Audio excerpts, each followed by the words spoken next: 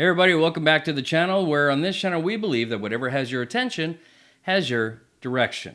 And we're in the middle of a series that we're calling Hacking Your Marriage, where we're talking about 5 big problems that couples have identified in their marriages. Now, next one we're going to be talking about here is what we call talk it out. Talk it out. There needs to be better communication in the context of your relationship.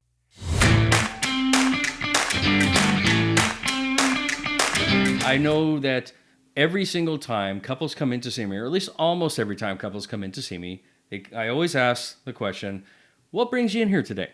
And inevitably, she looks at him, he looks at her, and then he looks down at the ground, and she's waiting for him to give an answer.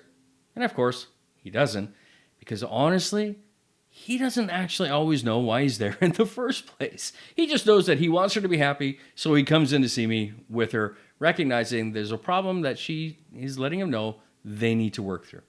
And so then she looks at me and she says, we have communication issues. And of course, I'm not greatly surprised based on the interchange that I just saw. And so if I stopped there, I would never truly get to the bottom of what they're dealing with. And the reason is that everyone defines communication a little bit differently. How she defines it is going to be different than how he defines communication. So here's a working definition of communication, at least the one that I like to work with so that I can walk forward with couples and we have understanding when we're using the term. It's the interchange, meaning that this dialogue back and forth of thoughts and feelings and dreams and ideas and facts that you convey to one another. Okay? So this is interchange. It's the stuff that's going back and forth with each other. It's your thoughts, your opinions, your dreams, your ideas, your facts, the things that are going on with you that you're sharing back and forth. Now, most people have actually never learned how to communicate. I find that a lot of people are really good at communicating facts, but not good at communicating feelings. And so we do a few exercises with them to be able to help them get to the place of communicating feelings. But often couples need to learn how to do these things, and some are much better at this than others. But I promise you that those who do put it into practice and make an effort at it do get better at it, and they find greater levels of emotional intimacy within their relationship. Now, by developing your communication skills, you and your partner will be able to establish and preserve an incredibly loving relationship that has high levels of satisfaction in your partner relationship, where you're going to be building in towards each other. And again, as I said, you're going to feel more connected to each other. Now, I also think it's important that we identify some effects that happen from, let's say, bad communication or a lack of good communication within the relationship. Now, one of those things would be this: escalated conflict. When there's not really good communication taking place in the relationship, we tend to find that the conflict escalates. Little things become big things, and primarily because people are just not understanding each other, or at the very least, they're not using words and phrases and tones that the other person finds that they appreciate or is even acceptable in the context of their relationship. Another one would be this. When there's negative communication in the relationship or a lack of communication, there's a tendency to view your spouse negatively. And so that's an incredibly detrimental thing, as you could well imagine, to the relationship. Another one that goes along with that is loneliness. When there's a lack of good communication, meaningful communication in the relationship, one or both partners starts to feel lonely. And when they start to feel lonely, it leads us to this last one, which is a lack of intimacy, a lack of feeling connected to each other. So there's a lack of emotional intimacy, a lack of relational intimacy. There's also a lack of physical intimacy. And so all those things take place when you're dealing with the effects of a lack of good communication. So we want you to communicate well. Now, in order to communicate well, there's a couple of things that I want you to avoid, all right? I want you to avoid criticizing and belittling. This is actually somewhat abusive language. Now, when I say criticizing, I'm not talking about the legitimate things that you bring up that need to be worked on. I'm talking about criticizing from the perspective of chewing somebody out to the point where they're just shutting down. That you're not saying things with the heart of trying to help somebody. You're critical with them. They're always doing wrong, and they feel as though they're under your thumb, which is where the belittling comes in as well. We want to avoid getting defensive with each other when you're communicating. If everything is personally offensive, then you're not a person someone can share something with. Now imagine you wanted to share that something hurt you. but the person you're communicating with can't receive it. Everything is defensive, and they're just having a hard time actually having a conversation where they're receiving information that doesn't feel good. Don't get defensive. Assume that the person is communicating this with you in order to build a relationship rather than tear it down. How about this one? Passive aggression. Passive aggression is a form of communication that is still an act of aggression. It's passive, but it's still aggressive, meaning that you have a deliberate aim in doing this. There's a deliberate aim in making yourself higher than the other person. Don't be passive aggressive, because that doesn't help your relationship in any way, shape, or form. And then, of course, there's this lack of compromise. If you're always right, somebody else has to always be wrong. If there's a lack of compromise, there's always a winner. And where there's always a winner, there's always a loser. We need to communicate in such a way that both win. Now, here's some biblical advice for you, because I actually find that the scriptures speak well into things like relationship. So here it is, Ephesians chapter 4, verse 29. Do not let any unwholesome talk come out of your mouths, but only what is helpful for building others up according to their needs, that it may benefit those who listen. You catch that? Don't let any unwholesome talk come out of your mouth. So your starting place is wholesome talk, not unwholesome talk. If your starting place is wholesome talk, then it's not going to have belittling. It's not going to have that criticizing that demeans people. It's not going to have that posture of defensiveness. It's not going to be abusive in nature. It's actually going to do exactly what the next part is, which is it's going to be helpful for building others up. Imagine if you were able to communicate in the context of your relationship in such a way that it built each other up, even in the midst of your conflict. And so the next part is according to their needs. You're going to communicate in such a way that is going to build somebody up according to their needs. So what if what they needed was some information about how to be married to you? By the way, that's what conflict is. What conflict is in the context of Christian marriage relationship is an opportunity to equip your spouse to be married to you. It's not about you being right.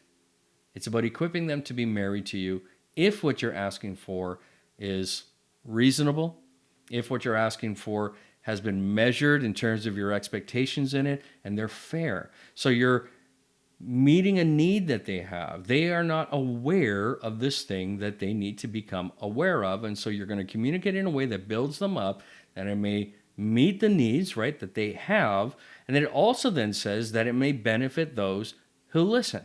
Benefit those who listen. So there's two assumptions really within this passage. There's the assumption that there is somebody who's going to communicate. They're going to speak. They're going to say things in a way that is helpful for building the other person up according to their needs, but it also assumes that those who listen will benefit from it. So you need a communicator, you need a listener. The communicator needs to communicate in a way that is going to be beneficial, and the listener is going to receive it in a way that is beneficial. Listeners not going to get defensive, and they're not going to look for a way to just rebut what's being said. They want to take it in, they want to understand what it is so that they can walk forward together. Communication is key within the scriptures. So here's 3 tips for communicating better in your relationship. How about this? Ask open-ended questions. You ever have somebody ask you questions like this? Hey, how was your day? And the answer may be something as simple as, good, fine. You get these one-word answers. These one-word answers don't really lend themselves to a good conversation, typically. So what if you asked open-ended questions? Questions that get you going into a deeper conversation with greater value and greater levels of satisfaction in them. What if you asked a question like, instead of, hey, are you going shopping today? Why not ask the question, what are you planning to buy today at the grocery store? And then what happens is likely a conversation about the kind of meals that are coming up in the week, those sorts of things.